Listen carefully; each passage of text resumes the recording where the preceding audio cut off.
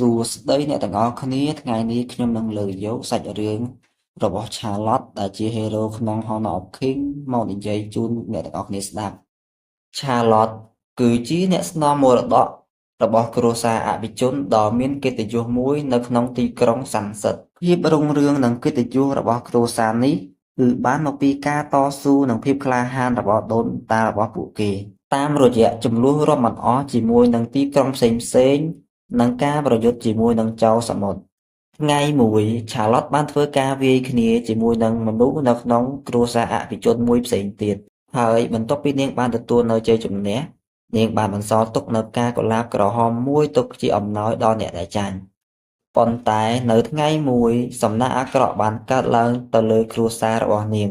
ពោលគឺកប៉ាល់ដែលទទួលការបញ្ជាឲ្យហែទៅទិសខាងកើតបានលិចជុំវិញច្រាំងទុនពូហើយឧបទ្ទវហេតុដែលបានកើតឡើងនេះបានបង្កឲ្យមានភាពចលាចលជាខ្លាំងនៅក្នុងទីក្រុង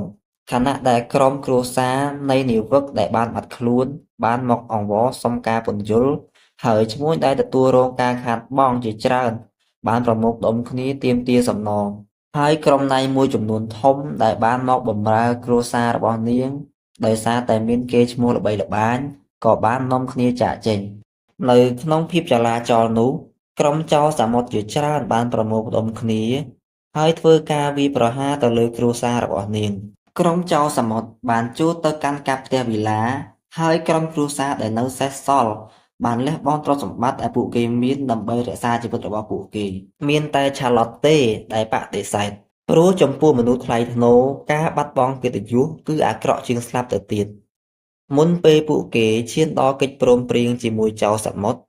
នាងបានទៅលេងកប៉ាល់ចៅសមុទ្រជាមួយនឹងដាវរបស់នាងបន្ទាប់មកក៏មានការប្រយុទ្ធគ្នាពេញមួយយប់ហើយ Charlotte នាងបានកម្ចាត់ក្រុមចៅសមុទ្របានទាំងអស់ហើយនឹងបញ្ជូនពួកគេចេញពីទីក្រុងប៉ុន្តែអ្វីមិនត្រូវបានបញ្ចប់នៅទីនោះទេព្រោះគ្មាននរណាម្នាក់ដឹងទេថាមូលហេតុអ្វីដែលធ្វើឲ្យកប៉ាល់នោះលិចហើយដើម្បីស្រោចស្រង់កិត្តិយសគ្រួសាររបស់នាង Charlotte បានសម្រេចចិត្តចេញកប៉ាល់ទៅស្វែងរកមូលហេតុដែលកប៉ាល់លិចហើយនាងគិតថា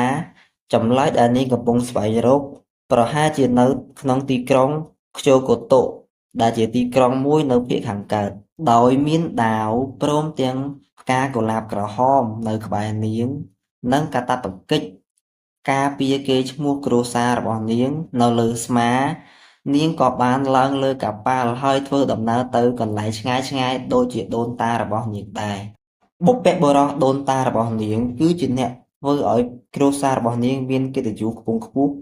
ហើយ Charlotte គឺជាអ្នកការពារកិត្តិយសគ្រួសារតទៅមុខទៀតបាទចំពោះសាច់រឿងរបស់ Charlotte គឺត្រូវបានបញ្ចប់នៅត្រឹមនេះអរគុណច្រើនសម្រាប់ការតាមដានទស្សនាវីដេអូនេះតាំងពីដើមរហូតដល់ចប់បើសិនជាបងប្អូនចូលចិត្តវីដេអូរបស់ខ្ញុំសូមបងប្អូនជួយចុច Like Subscribe និងដាក់សញ្ញារូបកណ្ដឹងទៅលើ Channel របស់ខ្ញុំម្នាក់មួយផងអរគុណច្រើនបាទ